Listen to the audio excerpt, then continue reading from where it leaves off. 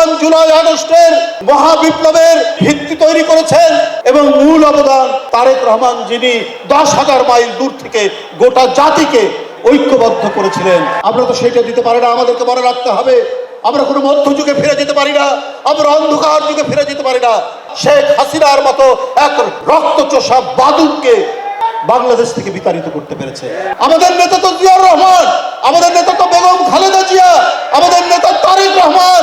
Extreme মশার coil plant fibre দিয়ে তৈরি, তাই সহজে ভাঙে না, সুগন্ধিযুক্ত ও নিরবিচ্ছিন্নভাবে জ্বলে। ডেঙ্গু, চিকুনগুনিয়া বাহি সহ যে কোনো মশার বিরুদ্ধে দেয় এক্সট্রিম সুরক্ষা। যে তারেক রহমান জুলাই আগস্টের মহাবিপ্লবের যিনি ভিত্তি তৈরি করেছেন, যিনি জমি চাষ করেছেন, সেই জমির উপর দাঁড়িয়ে ছাত্র জনতা শেখ হাসিনার মতো এক রক্তচোষা বাদুড়কে বাংলাদেশ থেকে বিতাড়িত করতে পেরেছে।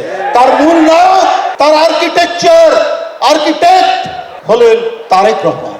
আমরা কি তখন ললিপপ খাচ্ছিলাম যখন জুলাই আন্দোলনে? আমাকে সেহেতু অনেককেই ধরে নিয়ে গেল প্রেস ক্লাব থেকে। আমরা কিসের জন্য? এই ছাত্র জনতার আন্দোলনকে সমর্থন দেওয়ার জন্য আমরা বেরিয়ে এসেছি, প্রেস ক্লাব থেকে ধরে নিয়ে গেল। তাহলে বলতে চান অনেকে যে এটা কারো একক অবদান? না, এটার প্রধান এবং মূল অবদান তারেক রহমান, যিনি 10,000 মাইল দূর থেকে গোটা জাতিকে প্রযুক্তির মাধ্যমে, আমাদের মাধ্যমে জনগণকে ঐক্যবদ্ধ করেছিলেন শেখ হাসিনার পদত্যাগ নিশ্চিত করার জন্য। ডাকসু নির্বাচন হচ্ছে, জাতীয়তাবাদী ছাত্রদল সমর্থিত প্যানেল আছে, আবিদ হামিদ প্যানেল আছে, আবিদ হামিদ।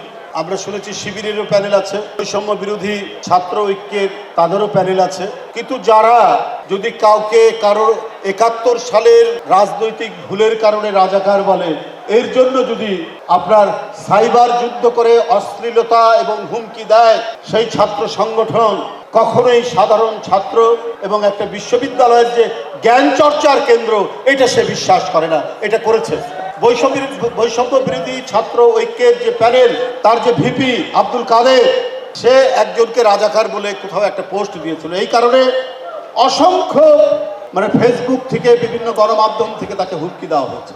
এটা এক ধরনের সাইবার বুলিং বলা হয়। সে আতঙ্কের মধ্যে আছে, সে নানাভাবেই সে আতঙ্কের মধ্যে আছে। এটা কারা করছেন আপনারা জানেন। ইসলামের কথা বলেন, ধর্মের কথা বলে রাজনীতি করতে চান তাদের ছাত্র সংগঠন। এটা কিসের আলামত? আমরা জ্বলন্ত কড়াই থেকে আমরা চুলার মধ্যে, আপনার দগদগে আগুনের চুলার মধ্যে লাফ দিব?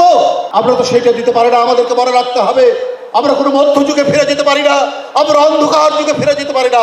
শেখ হাসিনার বর্বর যুগকে পরাজিত করে আমরা আধুনিকতার পথে, আমরা গণতন্ত্রের পথে, প্রত্যেকটি মানুষের মানবিক অধিকার প্রতিষ্ঠার পক্ষে যারা লড়াই করবে, আমরা সেই দল বাংলাদেশ জাতীয়তাবাদী দল।